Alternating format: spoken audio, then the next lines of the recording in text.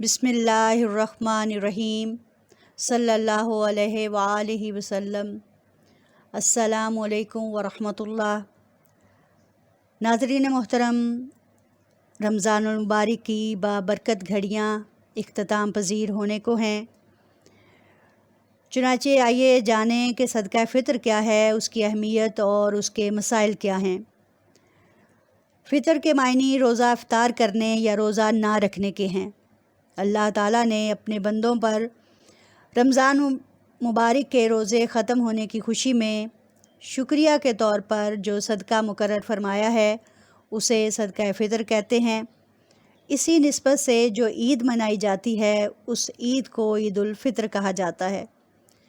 صدقہ فطر ہر مسلمان صاحب نصاب پر واجب ہے جو نصاب زکوٰۃ کا ہے، جیسے 7.5 تولے سونا، 52.5 تولے چاندی یا 80,000 روپے کے لگ بھگ اس کے پاس سامان یا اثاثہ موجود ہو اس کی ضروری اشیاء کے علاوہ، تو اس پر صدقہ فطر واجب ہے۔ صدقہ فطر کے بارے میں ایک روایت نبی کریم صلی اللہ علیہ وآلہ وسلم سے ملتی ہے کہ آپ صلی اللہ علیہ وآلہ وسلم نے ایک آدمی کو مقرر کر کے مکہ معظمہ کے گلی کوچوں میں اعلان کروایا کہ صدقہ فطر ہر مسلمان پر واجب ہے، مرد ہو یا عورت، چھوٹا ہو یا بڑا، آزاد ہو یا غلام۔ نبی کریم صلی اللہ علیہ وآلہ وسلم کا ایک اور ارشاد مبارک ہے، جس شخص نے عید کی نماز سے پہلے صدقہ فطر ادا کر دیا تو یہ زکوٰۃ، یہ صدقہ مقبول ہے، اور جس شخص نے عید کی نماز کے بعد ادا کیا تو وہ صدقوں میں سے ایک صدقہ ہے۔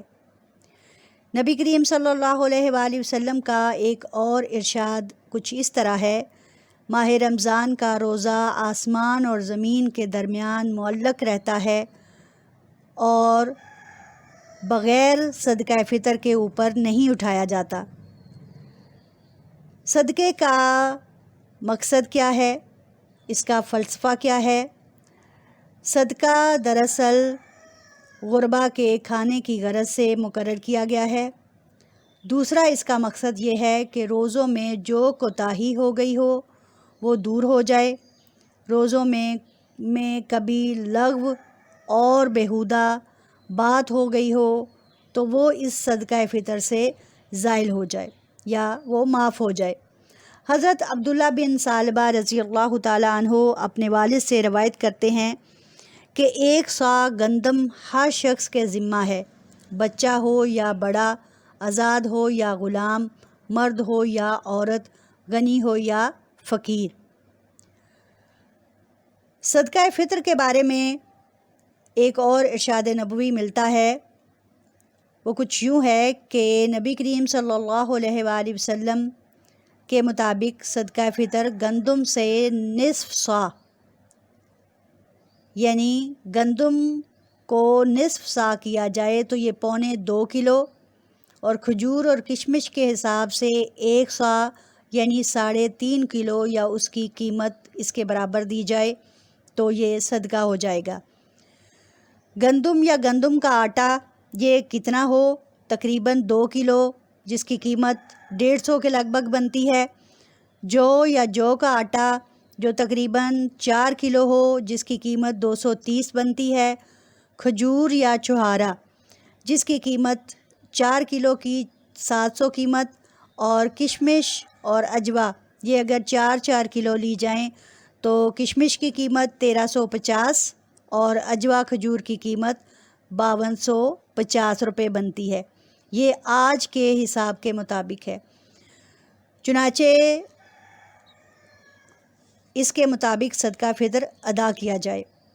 سورۃ الاعلیٰ آیت نمبر 14 اور 15 میں اللہ تعالیٰ فرماتا ہے: قد افلح من تزکیٰ وذکر اسم ربہ فصلی۔ جس نے پاکی حاصل کی اور اپنے رب کا نام لیا پھر نماز پڑھی وہ کامیاب ہو گیا۔ مفسر اس کی تفسیر میں کچھ یوں کہتے ہیں کہ تزکیٰ سے مراد یہاں صدقۃ الفطر ہے، جو ہمارے مال کو پاک کرتا ہے۔ ذکر اسم ربی ہی سے تکبیرات عید مراد لی جاتی ہیں، اور فصلہ میں نماز عید کا ذکر ہے، یعنی عید کے روز کا یہ پروگرام کچھ یوں ہے کہ صدقہ فطر، پھر تکبیریں، پھر نماز۔ یقیناً اللہ تعالیٰ اس کے زمر میں ہمیں اسی کے فیوز و برکات بھی عطا فرماتا ہے۔ صدقہ فطر جو ہے، اس کے بارے میں کچھ اور ابہام جو پائے جاتے ہیں، آئیے ان کو جاننے کی کوشش کریں۔ اگر کوئی شخص عید کے دن صبح صادق سے پہلے مر گیا تو اس پر صدقہ فطر واجب نہیں، اس کے چھوٹے ہوئے مال میں سے نہ دیا جائے گا۔ اسی طرح اگر کوئی بچہ صبح صادق سے پہلے، عید الفطر کی صبح صادق سے پہلے پیدا ہو جائے تو اس پر صدقہ واجب ہے، اس کے والدین اس کی طرف سے ادا کریں گے۔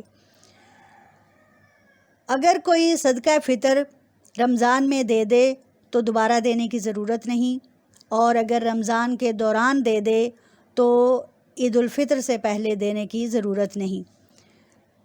کیا روزہ نہ رکھنے والے اور روزہ رکھنے والے دونوں صدقہ دے سکتے ہیں؟ رمضان کے بالکل دے سکتے ہیں۔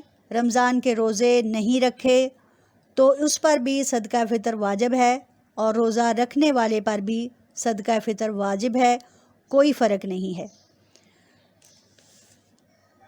سوال یہ پیدا ہوتا ہے کہ کیا صدقہ فطر صرف ایک ہی شخص کو دے دیا جائے یا زیادہ سارے لوگ ایک شخص کو دے سکتے ہیں؟